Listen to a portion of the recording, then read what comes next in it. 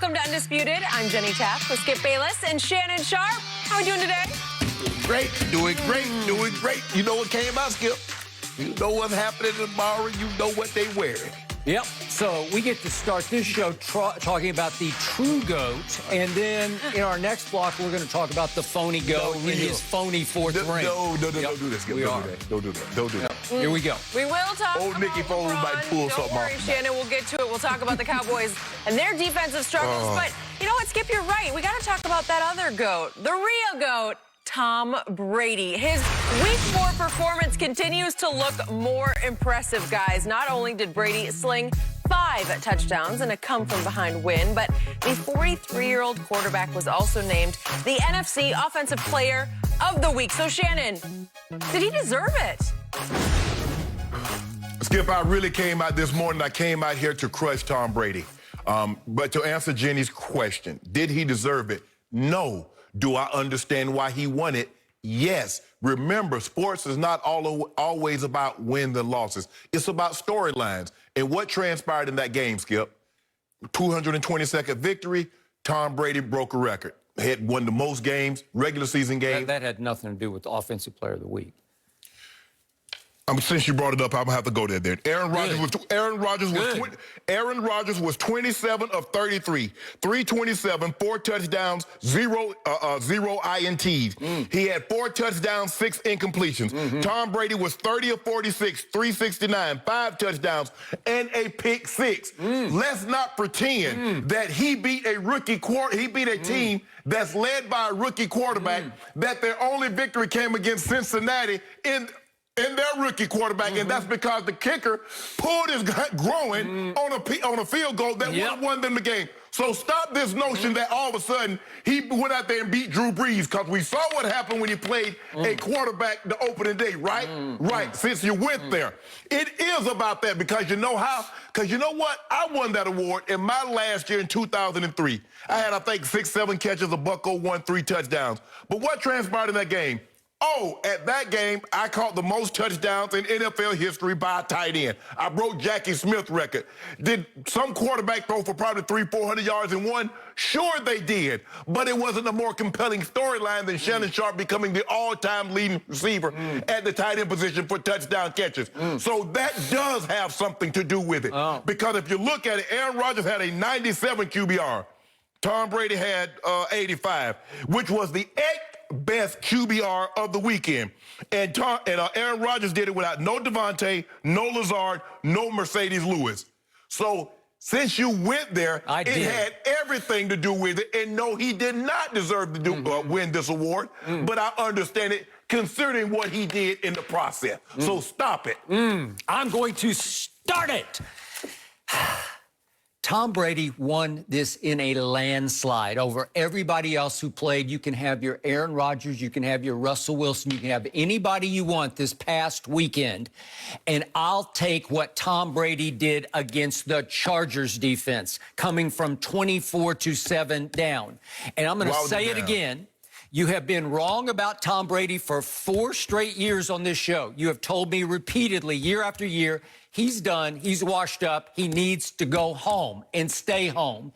And here he is in Week 4. He wins Offensive Player of the Week at age 43, playing for a brand new team during a pandemic with no preseason games and no way to really get used to develop chemistry with a brand new group of receivers. And by the way, his 2 Pro Bowl receivers have been in and out of the lineup all year, and Chris Godwin has missed 2 games and is about to miss his 3rd tonight. So I don't want to hear about Devontae or Lazard or anybody else you want to give me. So they're not important to Aaron Rodgers. Okay, so let's look, shall we, at what Aaron Rodgers did. He faced on, what was the night? Monday night. He faced the 32nd dead last defense in scoring in the National Football League. Atlanta going into Aaron Rodgers. That's what I said. Aaron Rodgers. What did I say? Okay, no, Aaron Rodgers on Monday night faced the worst defense in the NFL, because coming into the game, they had given up more points per game than my Dallas Cowboys had given up. And in that game, They had to start 4 backups at all 4 DB positions, and 2 of those got hurt during the game. So you're down to 3rd stringers at 2 of the DB positions, and Tack McKinley was out, so you're down maybe your best edge pass rusher, certainly so. Yeah. Grady Jarrett was there, but he's more interior. And the point is that in this game, Aaron Rodgers was shooting fish in a barrel. Even you showed the one play where he could have thrown it to any one of 5 open receivers for a first down on 4th and 2.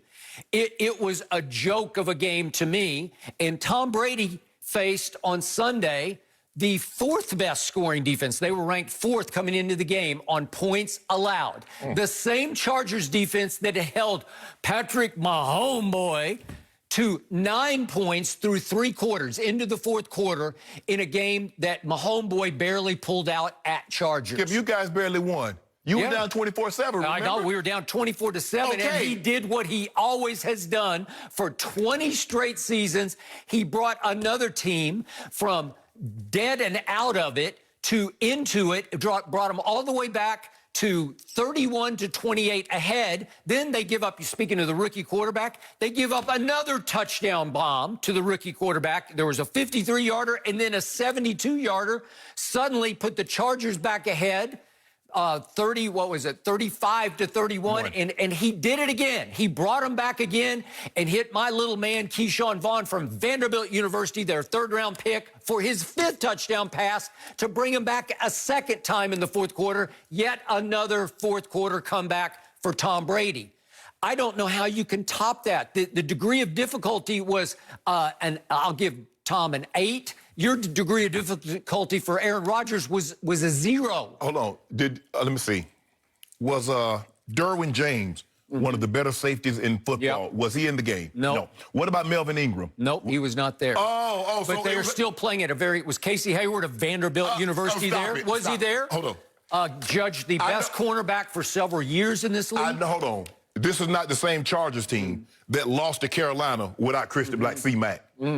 Not that Carolina. That ain't this Charger team. Okay. The one that almost beat the Kansas City Chiefs that you said prohibitive favorites. They almost beat you. Well, you said Tampa Bay is prohibitive favorites. They came back. He threw 5 touchdown passes. How can you there's no way you can discount this one. He's got you dead to rights. Yeah. And you threw 13 more passes, but you had 39 more yards.